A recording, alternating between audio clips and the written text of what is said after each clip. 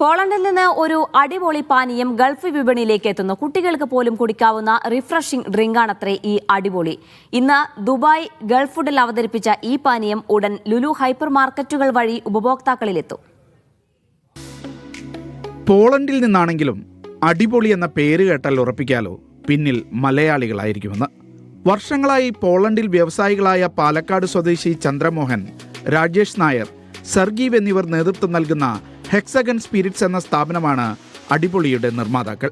ഇപ്പോൾ നമ്മൾ ഇന്ന് ലോഞ്ച് ചെയ്തത് വിറ്റമിൻ ആൻഡ് മഗ്നീഷ്യം ഉള്ള ഡ്രിങ്കാണ്. അതിൽ കഫൈൻ ഇല്ല, ടൗറിൻ ഇല്ല. അപ്പോൾ അതുകൊണ്ട് കുട്ടികൾക്ക് കുടിക്കാൻ സേഫറാണ്. ബിക്കോസ് നോർമലി എനർജി ഡ്രിങ്ക്സ് ശരിക്കും കുട്ടികൾക്ക് പറ്റില്ല, ശരിക്കും പറഞ്ഞാൽ ഹെൽത്ത് എഫക്റ്റ് ചെയ്യും. അപ്പോൾ അതുകൊണ്ട് നമ്മൾ അത് രണ്ട് റിമൂവ് ചെയ്തിട്ട്, അപ്പോൾ ഇതൊരു എനർജി ഡ്രിങ്ക് അല്ല, it's more A refreshing drink.